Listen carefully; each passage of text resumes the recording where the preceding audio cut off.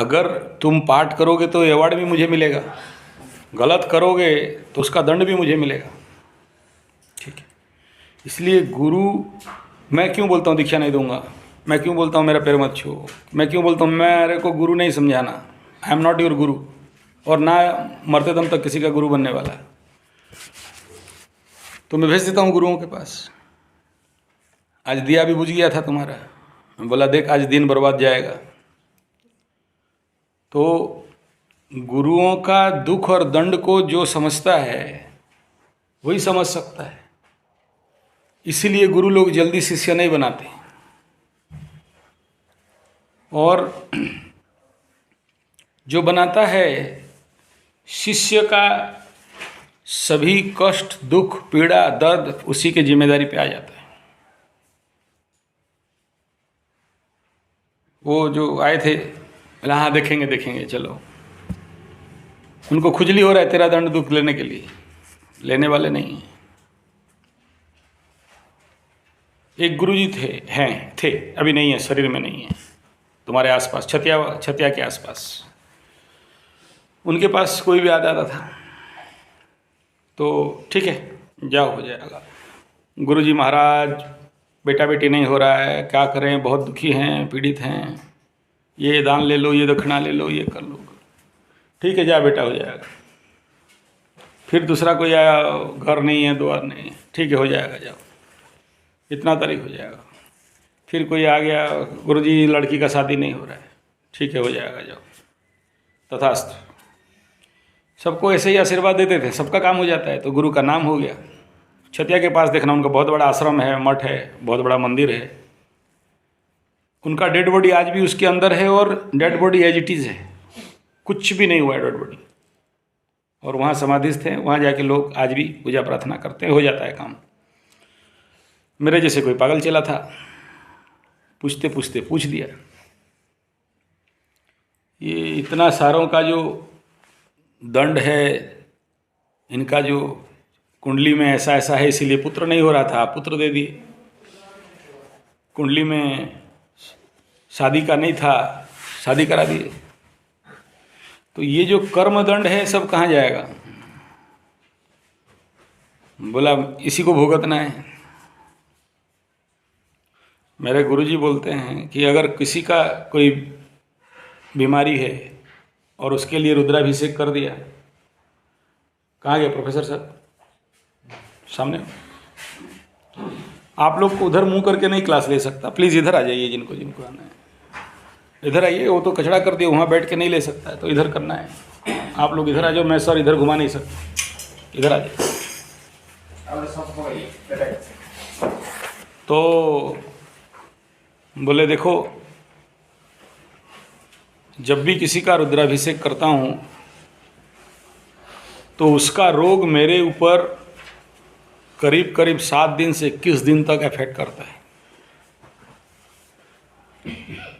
इसलिए सोच समझ के उनका रोग निवारण हेतु मैं कोई भी पूजा पाठ करता हूँ।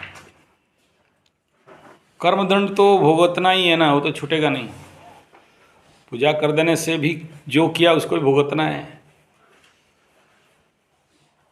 तो ऐसे ही वो गुरु जो बलराम समाधि में थे, उनको पूछा गया तो बोले देखो, कुछ दंड तो मुझे मिलता है और कुछ दंड, बोला देखो आश्रम में जितने सारे पेड़ देख रहे हो, बोला हाँ अच्छा से देखो, गठली बांध के फेंका हुआ है और अभी तो नहीं भुगत रहे हैं, लेकिन अगला जन्म में यही सब भुगतना है इनको, यहाँ रख दिया। इस समय इतना दंड हो गया कि भुगत नहीं पा रहे हैं, तो गुरु का शरण ले लिया, जिसके लिए ये गुरु का हृदय का जो सरलता है उन्हें कुछ पल तक रक्षा कर देगा। जितना हजम करना होता है कर दिया, लेकिन इतना दंड है कि उसका दंड कितना भोग सकता हूँ मैं, और मैं सब भोग लेता, उसको सारा दुख कष्ट से निवारण कर सकता था। लेकिन ये मतलब में आया है, मतलब पूरा हो गया ना, तो फिर कौन गुरु भूल जाएगा। मतलब खत्म हो गया, भूल जाए। तो जो पेंडिंग कर्माज है उसी को भुगतना है। और इसीलिए बोलते हैं कि एक बार गुरु का शरणापन्न हो गए तो मृत्यु तक गुरु को निभाना पड़ता है। जैसे शादी करते हो शादी? नहीं करते हो? कौन किया है, नहीं किया शादी आप लोग? कौन कौन शादी किया? हाथ उठाओ थोड़ा देखते हैं। हाँ बढ़िया, ठीक है। जो शादी किया, आपका किस्मत के अनुसार तो बीवी मिलेगा ना, या आपको पति मिला ना तो आपका किस्मत के अनुसार मिलेगा, या दूसरे का किस्मत अनुसार आपको पति मिलेगा? नहीं मिलेगा। तो जो मिला, जैसा मिला, आपको भुगतना है। आप बोलोगे नहीं ऐसा पति नहीं चाहिए, डिवोर्स, हटाओ, नया पति लाओ। हेलो भगवान, ये क्या पति दिया? ठीक है, I need this, it is manageable, but what is this? वो बोलेगा I need this, it is manageable, but what is this? समझ गए? I am not satisfied, divorce कर तो दिया, अगला जन्म में लिख दिया पेंडिंग में प्लस ऐसा। तो जो पत्नी है और जैसा पत्नी है, आप एज ए पति और एज ए पत्नी, आपका उत्तरदायित्व और कर्तव्य है कि आप उसका 100% ख्याल रखोगे। पगली निकली तो भी आपका जिम्मेदारी बनता है, आप ख्याल रखोगे। पगला निकला तो भी ख्याल रखोगे। आप ऐसा नहीं बोल सकते हो कि वो तो पगला है, हमको दूसरा चाहिए। जिस पल बोले अगला जन्म प्लस पेंडिंग हो गया, निभाना पड़ेगा, भला हो बुरा हो निभाना पड़ेगा। नहीं निभाए तो उसका कर्मदंड क्या जानते हो? अगला जन्म में तो बाद का कौन देखा नहीं देखा, इसी जन्म में जो प्लैनेटरी पोजीशन पे पति कारक या पत्नी कारक जो ग्रह है, पुरुषों के कुंडली में शुक्र, स्त्री के कुंडली में बृहस्पति, अपने आप पीड़ित होंगे और जीवन में इतना दंड भर देंगे कि मत बोलो।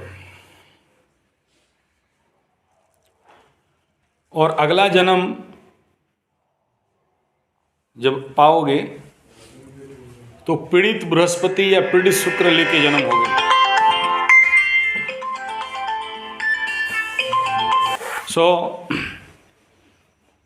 उसमें अगला जन्म में ओथरा दोष में जन्म हो जाओगे। और ओथरा दोष जब लगता है तो क्या दोष है जानते हो? बता रहा हूँ, 50 साल तक शादी नहीं होगा। और 50 के बाद वो जो फ़ोन, आप उस दिन मैं एस्ट्रोलॉजी क्लास ले रहा था, फ़ोन आया था ना, वो लड़का का उम्र 50 साल, अब तक लड़की नहीं मिली।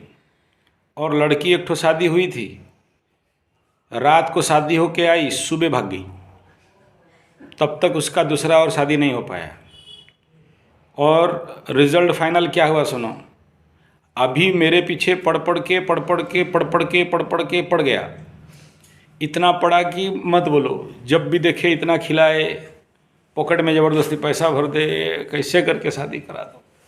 इतना रोता धोता एकदम गुरुजी करके रोड के ऊपर भी, एकदम बीच रोड में अपना सर को लाके मेरे पैर में पटक दे। देख के दर्द सहन नहीं हुआ। फिर मैं जितना उथरी थे, मेरे पास बहुत लिस्ट है, उथरियों का लिस्ट बहुत है, सबको लगाया उथरी। अब उथरी लोग भी तैयार शादी करने के लिए, तो बोला फोटो दिखाओ कम से कम। मैं बोला फोटो क्यों देखोगे, लड़का ही देख लो।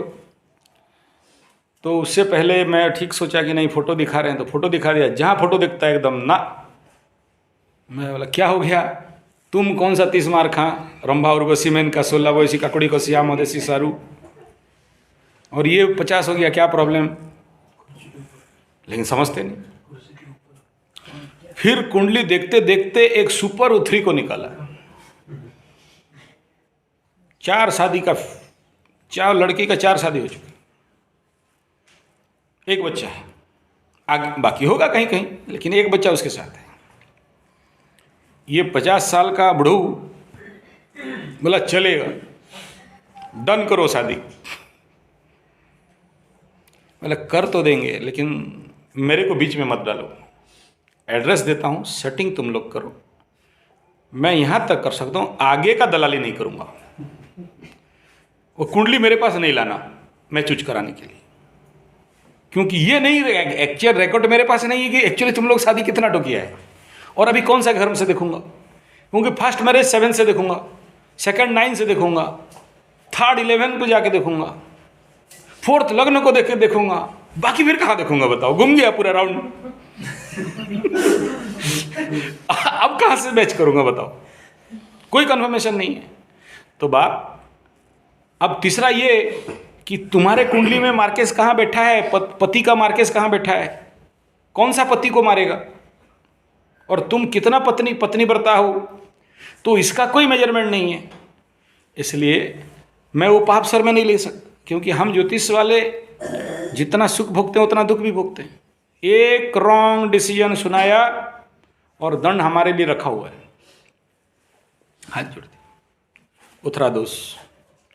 शादी के लिए इतना बेकरार कि औरत का 1 बच्चा हो 4 बच्चा हो, जो भी है हुए, शादी करा दो। ये एक केस नहीं, ऐसे मेरे पास बहुत से केस आते हैं। और एक तो और हरिबल है, उसके लिए रुद्र यज्ञ करा दिया, चंडी यज्ञ करा दिया, कुंडली देख के जो हो सकता था।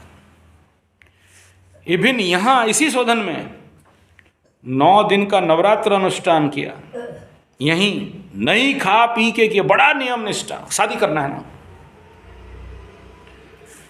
नहीं हुआ। आखिरी में फिर अलग गुटका लगाया, उसको मेरा गुरु के घर भेजा। मेरा गुरु ऐसे दूर से देखे, भागेगा कि 1 लात मारेंगे वो।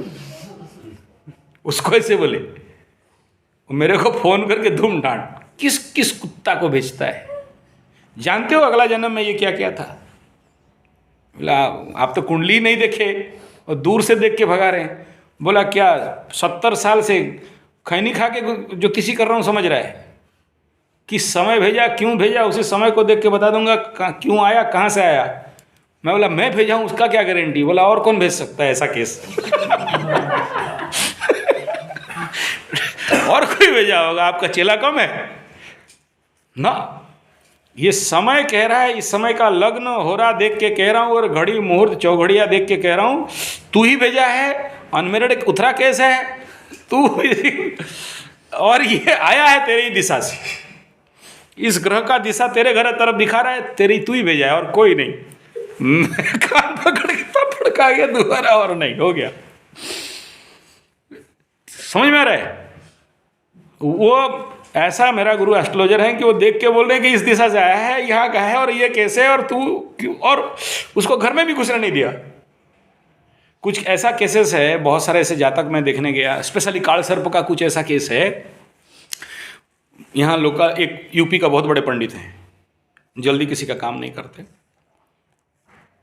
देख लिया काल सर्प केस है, तो घर के अंदर मेरे को बैठाए थे, चल बाहर चल, मेरे को चल बाहर चल। बोला क्यों। बोला ये जो कुंडली लेके आया है पता है क्या है। बोला हाँ। तो एकदम शुरू हो गए, पंडित लोगों को कौन संभाले।